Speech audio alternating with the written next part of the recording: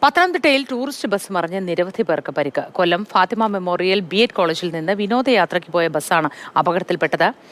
Shri K Abhilal വിവരങ്ങളുമായി ചേർന്നു. അഭിലാൽ, ഇത് അപകടം എവിടെ വെച്ചാണ് ഉണ്ടായത്? ഈ പരിക്കേറ്റവർ ഒരുപാടുണ്ടോ? വിശദാംശങ്ങൾ എന്തൊക്കെയാണ്? കൊല്ലം അടൂർ പാതയിൽ ശാസ്താംകോട്ട പിന്നിട്ട് പത്തനംതിട്ട ജില്ലാ അതിർത്തിയിൽ കടമ്പനാട് കല്ലുവഴിയിൽ രാവിലെ 6:20 കൂടിയാണ് അപകടമുണ്ടാകുന്നത്. ഫാത്തിമ മാതാ ബി.എഡ് കോളേജിലെ വിദ്യാർത്ഥികളും അധ്യാപകരും 2 ടൂറിസ്റ്റ് ബസ്സുകളിലായാണ് പുലർച്ചെ 5 മണിയോടുകൂടി യാത്ര പുറപ്പെട്ടത്.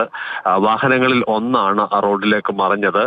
കല്ലുവഴിയിൽ ഈ അപകടം നടന്ന സ്ഥലം കൊടും വളവുള്ള പ്രദേശമാണ്. വേഗം കുറയ്ക്കാതെ വാഹനം വളവിൽ തിരിച്ചതിനെ തുടർന്ന് വണ്ടി നിയന്ത്രണം തെറ്റി ഇലക്ട്രിക് പോസ്റ്റിൽ ഇടിച്ച് റോഡിന്റെ ഇടതുഭാഗത്തേക്ക് മറിയുകയാണ് ഉണ്ടായത്. 44 പെൺകുട്ടികൾ, 5 ആൺകുട്ടികൾ, 3 അധ്യാപകർ, ഒരു കുട്ടി എന്നിവരാണ് വാഹനത്തിൽ ഉണ്ടായിരുന്നത്. പരിക്കേറ്റവരെ അടൂർ ജനറൽ ആശുപത്രി പ്രവേശിപ്പിച്ചിട്ടുണ്ട്. ഇതിൽ 2 പേർക്ക് മാത്രമാണ് ഗൗരവകരമായ പരിക്കുള്ളത്. ബാക്കിയുള്ള ആളുകൾക്ക് പ്രാഥമിക ചികിത്സ മതിയാകുമെന്നുള്ളതാണ് നമുക്ക് ലഭ്യമാകുന്ന വിവരം.